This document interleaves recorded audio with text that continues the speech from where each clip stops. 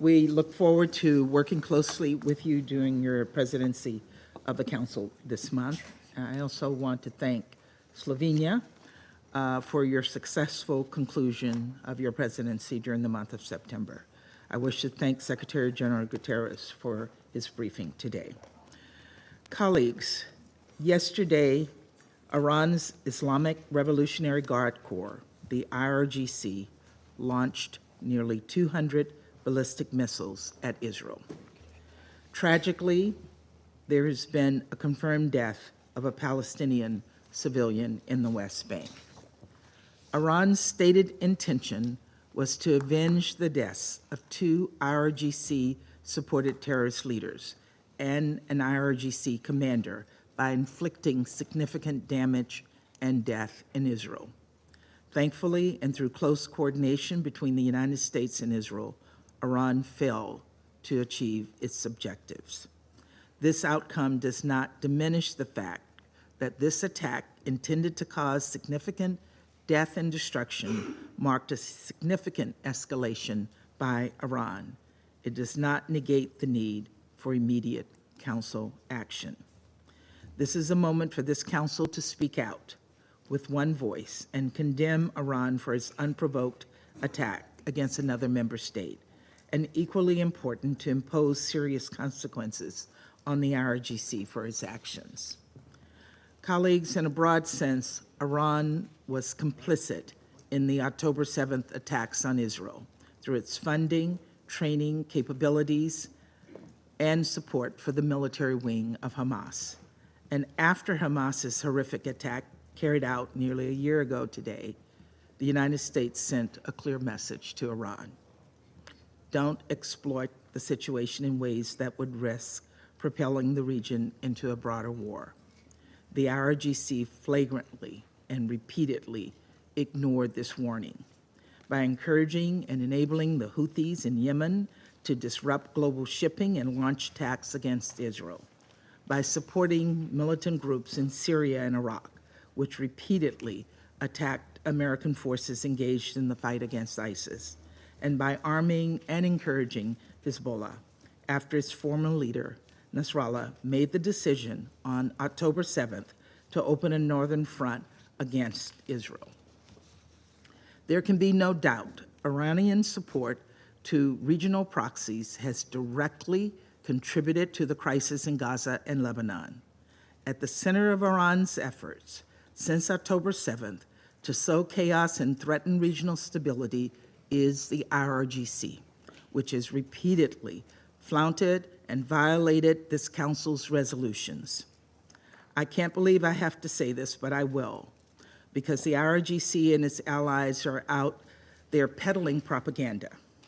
The decision to launch nearly 200 ballistic missiles at Israel was not in any way defensive. The IRGC was not protecting Iran from threats from another member state. Instead, the IRGC was acting in solidarity with Hezbollah after the killing of Nasrallah, who led a terrorist group that has the blood of thousands of Americans, Lebanese, and Israelis on its hands. I can think of no starker example of state support of terrorism than launching ballistic missiles to avenge the death of a terrorist leader. It is indefensible and it is unacceptable. And we have a collective responsibility as members of the Security Council to impose additional sanctions on the IRGC for supporting terrorism and for flaunting so many of this Council's resolutions. If this Council sits on its hands, what message will that send? I fear that silence and inaction will only invite the IRGC to repeat attacks like what we saw yesterday and on April 13th of this year, again and again and again. Colleagues, we meet at a moment when there is a heightened risk of countries in the region being dragged into a broader conflict. This includes Lebanon. The intensified fighting over the last week has displaced nearly 1 million people, and we mourn the many civilians who've been killed. We also recognize that for nearly a year, Israel has repeatedly called for the full implementation of Resolution 1701, even as Hezbollah's attacks along the Israeli-Lebanese border have displaced Lebanese people. And even as Hezbollah has blocked Lebanon's government from exercising full sovereignty on its side of the Blue Line, it is significant that even in the aftermath of recent events, Israel is still calling for the full implementation of Resolution 1701. Achieving this outcome through the hard work of diplomacy remains the United States' urgent priority. We strongly believe that a diplomatic solution along the Blue Line, consistent with Resolution 1701, offers the only path to durably de-escalate tensions and allow Israeli and Lebanese citizens to return to their homes with safety and security. As we pursue this diplomatic solution, we reiterate our call on all parties to protect civilians. We also underscore our support for UNIFIL and emphasize that all parties must ensure UNIFIL personnel remain secure. Colleagues, we are also committed to doing everything possible to end the war in Gaza, where Palestinian civilians have been caught in the crosshairs of war, where dire humanitarian crisis persists. That's why we're working to bring about a ceasefire deal with release of hostages, consistent with Resolution 2735. The events of the past week should send an unambiguous message to Hamas's leadership, which continues to cower in tunnels beneath Gaza. Hezbollah and Iran will not rescue you. The only path forward is a ceasefire agreement.